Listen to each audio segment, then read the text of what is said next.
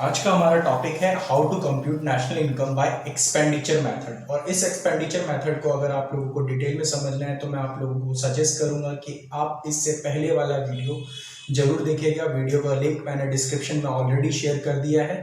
So start करते हैं कि नेशनल इनकम को हम एक्सपेंडिचर मेथड से कैसे कैलकुलेट करते हैं। अगर हमें एक्सपेंडिचर मेथड से नेशनल इनकम को कैलकुलेट करना है तो हमें एक बात का ध्यान रखना है कि इस मेथड से हम लोगों को जीडीपी एट एमपी मिलता है। इस मेथड से हम लोगों को जीडीपी एट एमपी मिलता है। अब जीडीपी एट एमपी का मतलब होता है gross domestic product eight market price. So GDP at MP अगर हम कैलकुलेट करेंगे तो उसका जो फॉर्मूला होता है वो होता है सी plus I plus G plus X minus M, जहां पे सी का मतलब होता है प्राइवेट फाइनल कंजप्शन एक्सपेंडिचर और हाउस होल्ड कंजप्शन एक्सपेंडिचर। इसका बहुत सिंपल सा मीनिंग है कि एक साल के ड्यूरेशन में देश की इकोनॉमी में जितना भी गुड्स एंड सर्विसेज पे कंजप्शन किया गया उन सब की वैल्यू के सम अप को आप प्राइवेट फाइनल कंजप्शन एक्सपेंडिचर कहेंगे, जो कि हाउस होल्ड के थ्रू किया गया है। जो कि हाउस होल्ड के थ्रू किया गया है उसे आप प्राइवेट फाइनल कंजप्शन एक्सपेंडिचर या फिर हाउस होल्ड कंजप्शन एक्सपेंडिचर कहेंगे। सेकंड टर्म आता है हमारा जी का मतलब होता है गवर्नमेंट फाइनल कंजप्शन एक्सपेंडिचर, और सेम ये कंजप्शन एक्सपेंडिचर की तरह ही है, हाउस होल्ड कंजप्शन एक्सपेंडिचर की तरह ही है, लेकिन वहां पे हाउस होल्ड के थ्रू खर्चा किया जाता है और यहाँ पर गवर्नमेंट के थ्रू खर्चा किया जाता है। तो गवर्नमेंट के थ्रू किया गया जो कंजप्शन एक्सपेंडिचर होता है एक साल के ड्यूरेशन में इकोनॉमी में, उन सब की वैल्यू के सम अप को हम गवर्नमेंट फाइनल कंजप्शन एक्सपेंडिचर कहते हैं।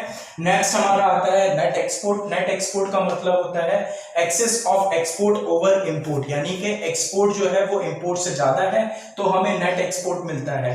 और इन केस अगर हम जब हम क्वेश्चन सॉल्व करेंगे और हमें नेट एक्सपोर्ट नहीं दे रखा है तो हम एक्सपोर्ट और इंपोर्ट का डिफरेंस निकाल कर भी नेट एक्सपोर्ट हम निकाल सकते हैं। एंड इन केस अगर हो सकता है कि हमें नेट एक्सपोर्ट ना मिले, एक्सपोर्ट और इंपोर्ट भी ना दे रखा हो और नेट इंपोर्ट दे रखा हो, तो जब नेट इंपोर्ट दे रखा है तो that means excess of import over export, यानी कि यहाँ पे इंपोर्ट एक्सपोर्ट से ज्यादा हुआ है तभी हमारा नेट इंपोर्ट है। अब नेट इंपोर्ट जब भी दे रखा होगा तो हमें एक बात का ध्यान रखना है। वो बात जो हमें ध्यान रखनी है वो ये ध्यान रखनी है कि जब वैल्यू नेगेटिव है तो हम उसे पॉजिटिव लेंगे और जब वो वैल्यू पॉजिटिव है तो हम उसे नेगेटिव लेंगे। लेट सपोज अगर क्वेश्चन जब हम सॉल्व करने बैठे हैं और उस टाइम पे क्वेश्चन में नेट इंपोर्ट लिखा हुआ है -10 तो हम उसे +10 लेंगे, और नेट इंपोर्ट अगर +10 लिखा हुआ है तो हम उसे -10 लेंगे। नेक्स्ट आता है हमारा आई का मतलब होता है इन्वेस्टमेंट एक्सपेंडिचर, यानी कि एक प्राइवेट प्रोड्यूसर के थ्रू इकोनॉमी में जितना भी इन्वेस्टमेंट एक्सपेंडिचर किया गया है उन सब की वैल्यू के सम अप को हम इन्वेस्टमेंट एक्सपेंडिचर कहते हैं। इन्वेस्टमेंट एक्सपेंडिचर का जो दूसरा नाम है वो ग्रॉस डोमेस्टिक कैपिटल फॉर्मेशन भी होता है, और हो सकता है इसका नाम नेट डोमेस्टिक कैपिटल फॉर्मेशन के तौर पे भी लिखा हो। तो एक चीज याद रखिएगा, ग्रॉस और नेट वैल्यू कभी बराबर नहीं होती, तो ग्रॉस और नेट को बराबर करने के लिए हमें क्या करना पड़ेगा, हमें इसमें डेप्रिसिएशन को ऐड करना पड़ेगा। तो जब हम डेप्रिसिएशन को ऐड कर देंगे तो ये हमारा ग्रॉस डोमेस्टिक कैपिटल फॉर्मेशन बन जाएगा, जो कि हमारा इन्वेस्टमेंट एक्सपेंडिचर होगा। तो we will take it as I. अब हमें 1 2 3 और 4 ये चारों वैल्यू मिल चुकी होंगी। इन वैल्यूज को हम यहाँ पे पुट ऑन करेंगे तो हमें जीडीपी एट एमपी मिल जाएगा। लेकिन बात यहाँ पर खत्म नहीं होती है। अब हो सकता है कि हमें दूसरा भी फॉर्मूला यूज करना पड़ जाए जब हम जीडीपी एट एमपी का कैलकुलेशन करते हैं। तो जो दूसरा फॉर्मूला हमें यूज करना पड़ सकता है वो फॉर्मूला है GDP at MP is equal to C plus I plus G plus X minus M plus delta stock, जहां पे डेल्टा स्टॉक का मतलब होता है change in stock. This we called change in stock, इसको हम चेंज इन स्टॉक कहते हैं। अब चेंज इन स्टॉक हम किस तरीके से निकाल सकते हैं? पहली बात तो यह है कि ये चेंज इन स्टॉक के नाम से ही दे रखा होगा, और अगर ये चेंज इन स्टॉक के नाम से नहीं दे रखा है तो हमें कुछ नहीं करना है, क्लोजिंग स्टॉक और ओपनिंग स्टॉक की वैल्यू का डिफरेंस निकाल लेना है, जो कि हमें हमारा चेंज इन स्टॉक होगा। अब ये सवाल ये उठता है कि हमें ये फॉर्मूला कब लेना है, या फिर हम बात करें तो ये फॉर्मूला कब लेना है। ये जो दो फॉर्मूले हैं इन दोनों में से हमें कौन सा फॉर्मूला कब लेना है ये चीज हमें समझनी है। तो इस चीज को समझने का बहुत आसान और बहुत सिंपल तरीका है कि हम इन्वेस्टमेंट पे फोकस करें। यहाँ पे हमारा इन्वेस्टमेंट जो है वो इन्वेस्टमेंट एक्सपेंडिचर है, जबकि हम यहाँ पे देखेंगे इन्वेस्टमेंट हमारा जो है वो फिक्स इन्वेस्टमेंट एक्सपेंडिचर है। यहाँ पे हम देखेंगे ग्रॉस डोमेस्टिक कैपिटल फॉर्मेशन है, जबकि यहाँ पे gross domestic fix capital formation है। यहाँ पे नेट डोमेस्टिक कैपिटल फॉर्मेशन है और यहाँ पर net domestic fix capital formation है, और इसके साथ डेप्रिसिएशन भी जोड़ेंगे क्योंकि नेट को ग्रॉस के बराबर करना है। तो जब ये फिक्स वर्ड आ जाता है हमें इस बात का ध्यान रखना है कि जब ये फिक्स वर्ड आ जाता है, मींस इन्वेस्टमेंट हमें फिक्स इन्वेस्टमेंट एक्सपेंडिचर के नाम से दे रखा है, या government gross domestic fix capital formation के नाम से दे रखा है, या नेट डोमेस्टिक फिक्स कैपिटल के फॉर्मेशन के नाम से दे रखा है, तो हम इस फॉर्मूले पे गो थ्रू करेंगे। बट इन केस अगर ये इस नाम से नहीं दे रखा है तो हम इस फॉर्मूले पे जाएंगे, और जब हम इन दोनों में से किसी भी एक फॉर्मूले को यूज करेंगे तो हमें जीडीपी एट एमपी मिल चुका होगा।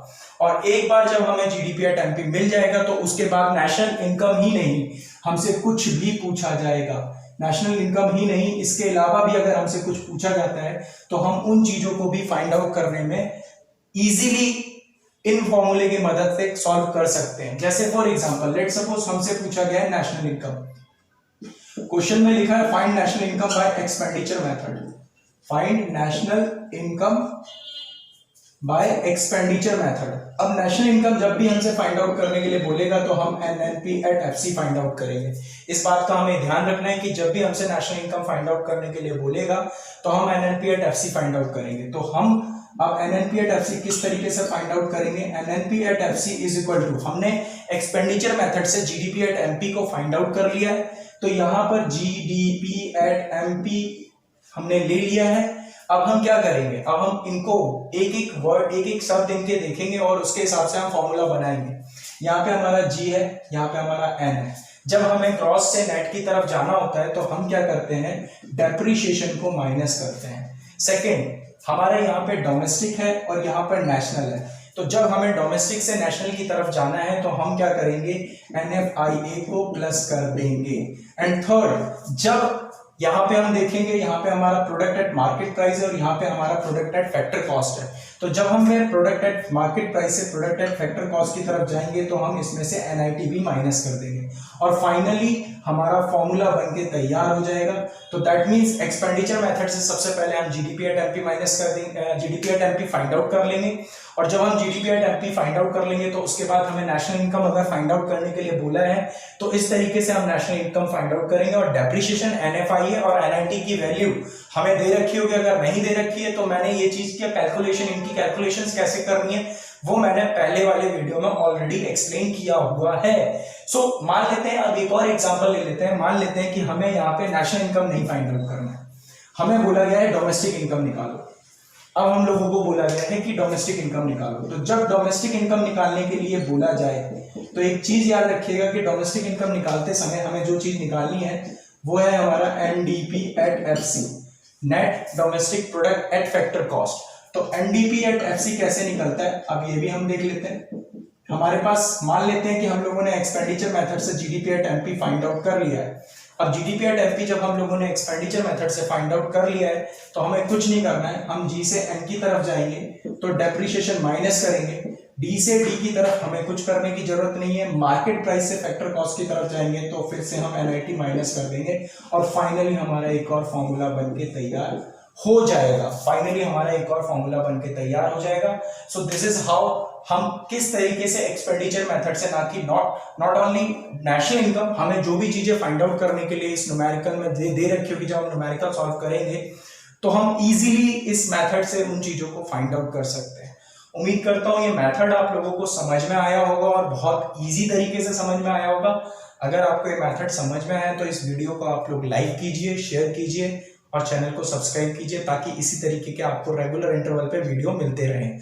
और हाँ, अगर बात की जाए इस मेथड से रिलेटेड किस क्वेश्चंस को किस तरीके से हम सॉल्व कर सकते हैं, इससे रिलेटेड नेक्स्ट वीडियो में मैं आप लोगों को एक्सप्लेन कर दूंगा कि किस तरीके से हम न्यूमेरिकल भी सॉल्व कर सकते हैं इस मेथड को यूज करके।